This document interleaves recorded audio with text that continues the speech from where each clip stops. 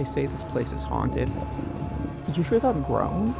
Was that a voice from beyond the grave or simply my stomach? That's right, today I'm going to be traveling all over LA to find the creepiest places to eat. I'm going to be rating everything on a scale of 1 to 5 on taste and 1 to 5 on how creepy it is. Now, is the veil growing thin? Or is that just me? Let's go get something to eat.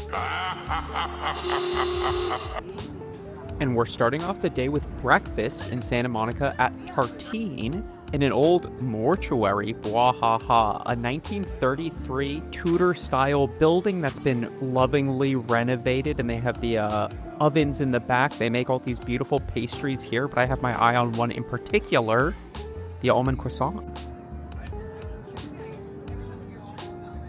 Croissant.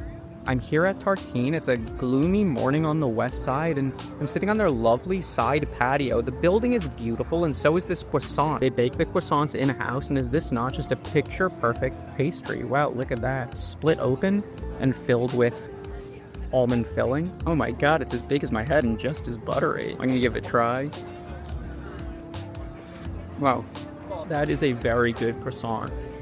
Really crispy and glossy on the top. Thousands of delicate folds, but like so soft. I mean, it's almost like oozing out of the center. Not unlike a body being prepared for burial, I assume. I don't know. I can only hope I look half as good as this when I'm entombed.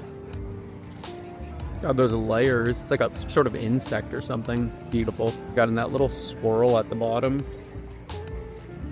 The almond croissant at Tartine, absolutely incredible. Everything you could hope for from a croissant. Delicate layers, thin shell on the outside, velvety soft dough on the inside. It's the type of pastry you can only get with a lot of attention, a lot of skill, and a lot of love. And what is a mortuary if not a place where you come to show your respect and love for an individual?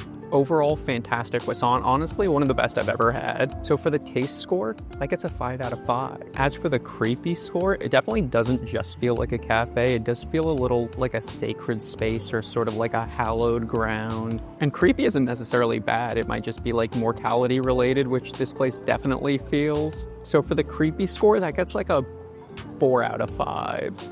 Now for the scariest thing of all, being a freaking pedestrian in LA, am I right? Anyway, there's my bus stop, and I didn't wait long before my chariot arrived.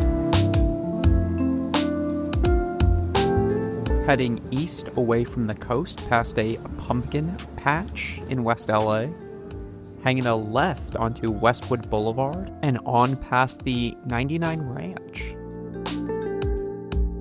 Waiting for my connection in beautiful Westwood. Quiet morning right here on the edge of UCLA campus. It'll be nice sightseeing. We're gonna get onto Sunset Boulevard and take that pretty much all the way to Hollywood.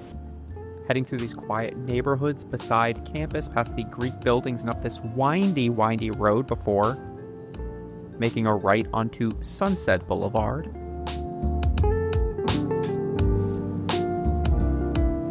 Past the beautiful parks of Beverly Hills.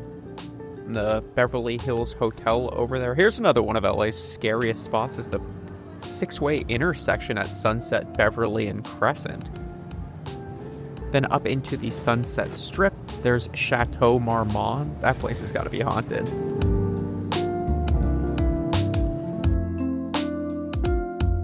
Totally zoned out and went right past my stop. I don't know, my head's just not in the game this morning. I was looking out for landmarks because I thought I'd be going down Hollywood Boulevard, which I didn't do per Google Maps. That's such an amateur move, using Google Maps for public transit anyway. Classic street bong vendor. I was right here on this corner for my Ciclavia video, which I never finished. Maybe I'll release that as like a members only video. Maybe towards like the end of the year when I have a little more time to edit. Anyway, I have a little bit of a walk to get back to where I'm going. A very spooky, a very haunted, classic LA location. Let's get some photos, guys.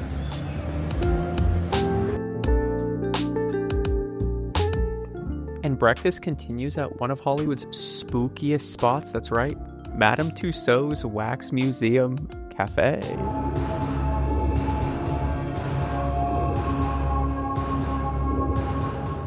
Well, anyway, here's a look at the menu, but what people really come here for, I imagine, are the wax figures that are dispersed throughout the dining area. Yeah. They are so lifelike. The skin texture, the hair, like he has little gray hairs at the temples. I feel like I'm sitting next to a man. It's really bizarre. Every person at this restaurant that's sitting kind of still, my brain's like, oh, that's a wax figure. It's really odd, but a testament to the craftsmanship of making these figures. It's they're very, very lifelike. This toast is the most. Look at this beautiful avocado toast on a piece of toasted Dutch crunch bread piled high with avocado, red onion, cherry tomatoes, arugula, some herbed feta, and a balsamic vinaigrette. And these beautiful browned potatoes, they're really golden with seasoning, and my mouth is watering. The croissant wasn't that much of a breakfast, and it's been a little bit of a journey to get up here, as it is anytime you leave the west side. And start with the potatoes, which smelled fantastic. Okay. Yeah, really good seasoned potatoes, not too salty. It's got little bits of sun-dried tomato, maybe even little pieces of bacon. Is that what that is? Oh yeah.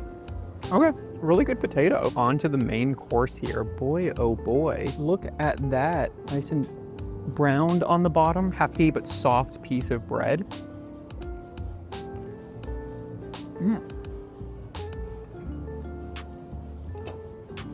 Whoops. Great. Yeah, thank you. All right, I lost some of the toppings onto the table. God, what's so embarrassing. The last thing I want to do is make anyone who has a real job, make their day harder. So I'm gonna cut this with a knife and fork. Yeah, nice heaping pile of avocado. And it's good avocado. The tomatoes are also unseasonably good, as in it's not the season for tomato, but they're good. So the avocado toast at Madame Tussaud's Rooftop bar and restaurant, I thought it was really good. I mean, it was a good avocado toast. Had a little sweetness from the balsamic, from the tomatoes, and pepperiness from the arugula. A healthy serving of a just right avocado on a nice, thick, soft piece of bread. And so for the taste, that gets a 5 out of 5. Now for the creepy factor. There's something uniquely creepy about wax figures. These things really do trigger an uncanny valley effect in my mind. It's another type of creepy. It's not a ghost, but it's something inherently disturbing, and I really like it. It's a unique kind of creepy, but creepy nonetheless, and for that reason, I give it a 5 out of 5 on the creep meter. Now, our next spooky destination is truly right across the street, the Roosevelt Hotel.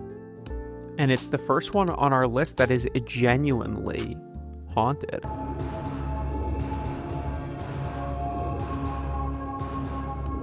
But for real, this place is really nice. Look at those hand-painted beams. This staircase is allegedly very haunted, so they say. And this bar is given real The Shining vibes. Am I right, people? But I'm going to be heading out to one of the more haunted areas of the... Oh my god, sorry, that kind of caught me off guard. One of the more haunted areas, which is the poolside bar. This is what the dining area looks like, which is very nice. And here's a peek at the menu. Now, I'm not just sitting out here on the pool deck because it's a really nice day. I am sitting out here because the pool area is allegedly one of the most haunted parts of the hotel. I also heard that people have seen ghosts walking up and down the stairs. I know Marilyn Monroe's room is allegedly haunted, and I've heard stories that at night, from the pool deck, you can hear Montgomery Clift laying his trumpet. Taco time. I've got 3 fish tacos with some deep fried fish, halibut maybe, and a cream sauce on top. Looks like some pickled onions, a pico de gallo. It smells really good, and the onions are seasoned too with the stuff on it. It looks really good. The fish looks super crispy. Side of a green salsa and a couple limes. So I'm just gonna go ahead and at the Tropicana Café at the Roosevelt Hotel. What a vibe. Spooky. That looks really good. I like spooky places. Really good. Tortilla is chewy. And the fish is also very good. I did get a Diet Coke. It's nice. So I actually did pick like a variety of different places to eat. I didn't want it to just be like a bunch of like dark, cold LA places. So this is the like haunted place. I just want to look at this piece of fish. Oh yeah, really crispy on the outside. Nice batter, flaky and juicy on the inside. That is a tasty piece of fried fish.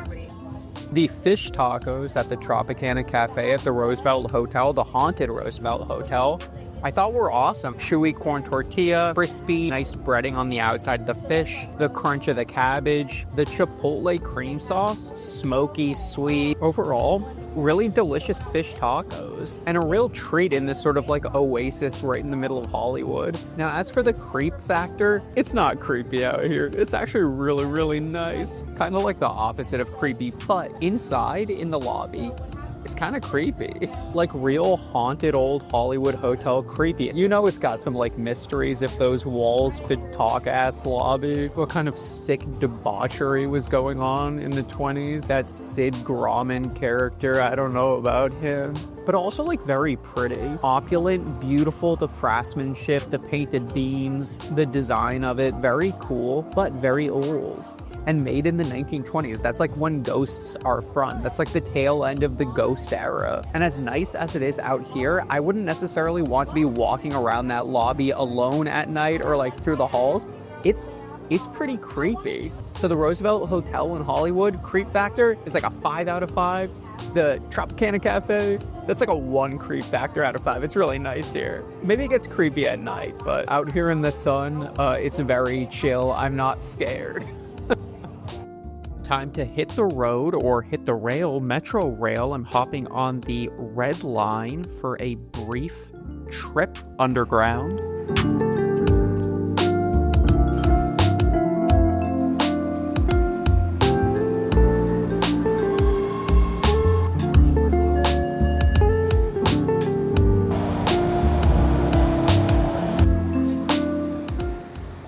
Just one stop from the Hollywood and Highland station to the Hollywood and Vine station, which is very cool.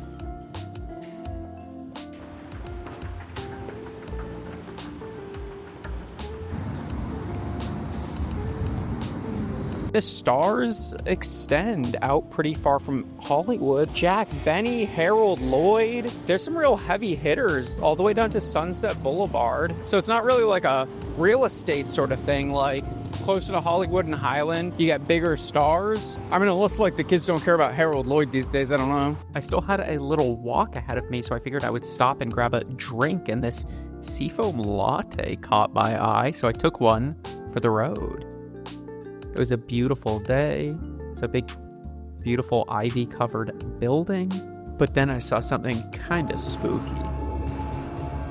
Spooky abandoned building. You know what I find really scary is the amount of residential buildings that are just like closed, bought by some real estate company 4 or 5 years ago and have been in a perpetual state of renovation since then. And I feel like everyone in LA has got a building like that in their neighborhood. Oftentimes like beautiful 1920s to 1940s multi-family buildings. And sometimes it'll be like 3 or 4 of them on the same block that get bought by the same company, completely like demoed, stripped empty, and then just like not completed. And they put like a chain link fence around it. Sometimes they even have to pay for like security. I mean, what does that say about the housing market where homes, things that people need like to survive, become speculative assets for like huge corporations? Companies that are so big that they can afford to buy multiple multi-million-dollar buildings and then just leave them empty for like years at a time. I don't know. I think that's pretty spooky.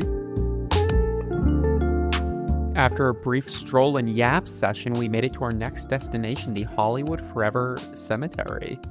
Here I am, latte in hand, doing a food review in a cemetery, respectfully. The latte did melt on the walk over. I was saving it to enjoy as I strolled the beautiful grounds here at the Hollywood Forever Cemetery. So my drink did turn from a beautiful blue to a sort of ghoulish gray. Wahaha. Very sweet, really roasty flavored, like roasted coffee. Kind of burnt almost. Oh my god, there's a squirrel. I don't really know what spirulina is. I think it comes from the sea, some sort of like algae or something. You know, I can't imagine it's very good for you because you're supposed to stay out of the red tide, but you're supposed to drink the blue foam. I don't know about that. Here's where they do the movie Cinespia and project a movie on that wall and like way too many people show up.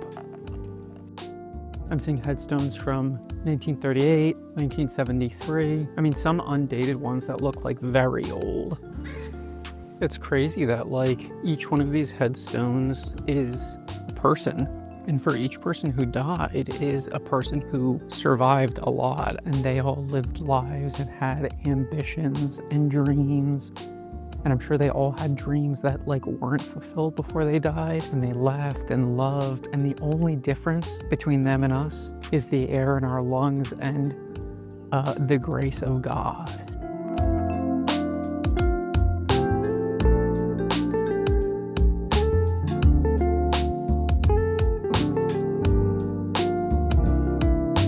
The passage of time doesn't wait, and there's an end for all of us. Cool.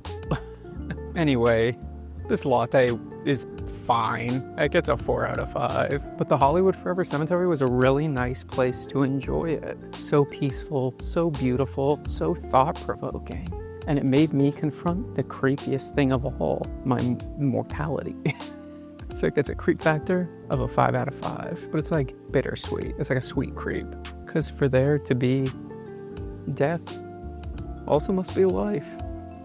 And that's pretty neat. The last leg of my journey was one long bus ride from Hollywood through the Silver Lake area into downtown.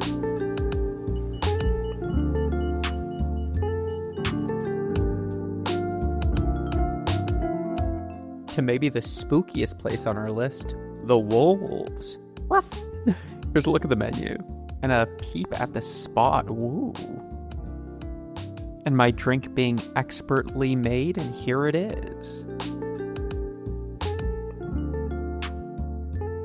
Time to wet my whistle at the Wolves in the historic core downtown LA, and boy oh boy, this place is very cool. I don't know if it's actually old or if it's just like looks that way, but boy, the details are so cool. This like glowing glass ceiling, all these little like devilish goat heads and stuff. I'm up here like in the loft, which is really cool. I truly faced death getting up that narrow spiral staircase, but I made it with my drink, the Answered Prayers, which has asparagus, Greek yogurt, fennel bulb, and fresh lime and gin. Not enough cocktails with asparagus anymore. It looks very cool. It smells herbaceous, and I'm really excited to try it. Okay, interesting. I can't quite put my finger on it. You do get a little bit of the yogurt taste at the end, but the tanginess throughout, and there is a fruitiness plus the green taste of the asparagus. It tastes like a tangy, unripe fruit. That's really good. It's really interesting. It's sort of an odd taste in an odd bar. For an odd ball. It turned out to be like a really hot day. I was like sweating. There's an electricity that LA has in the fall when it's dry and windy, like an actual like static charge that builds up, especially like when the Santa Anas roll in. It really feels like anything could happen. Fall is LA's. Fall is like, okay, hold on. There is no fall like LA fall. It really is something special. But I'm cooling off with my answered prayers, and I hope maybe my prayers do get answered, because I've been doing a lot of praying. So the Answered Prayers at Wolves in downtown Los Angeles was really like a one-in-a-kind beverage. Never tasted anything like it before, and I gotta say, it really did something for me. I don't know if I'd order it again, because there are a lot of very interesting looking cocktails on the menu, and I'd like to try them all. Sweet, sour, tangy, kind of tickles the tongue, coats the throat, and goes to your head. Or at least it's gone to mine. If you come to a cool bar downtown to try a fancy cocktail, you want to taste something that maybe you've never tried before, have like a real like mixologist type experience, and I feel like that's what I had with the Answered Prayer. So on a taste score, That gets a 5 out of 5. Now the vibes here at the Wolves, it feels very Halloween-y, but like in a sexy way. It's very cool, it's very slick, it's kind of like witchy. Feels like the kind of place where you have a couple drinks and then start like spilling deep dark secrets. And I like it because it's not the creepy from the outside, but it brings out the creepy from within. The creep of the id, your own creep. And what's creepier than exploring the darkness within? So for that, it gets a creep score 5 out of 5. Wow, what a day full of chilling frights, amazing sights, and tasty delights. I hope you had half as much fun on this creeptacular adventure as I did, because the thing is, I would not have done it without you, and for that, I want to thank you. Now, my final scary endeavor is braving LA traffic, but I can rest assured knowing I'm doing it in the safest, most economical way, using public transit. Well, thanks for coming with me, and I hope I get to see you again real soon.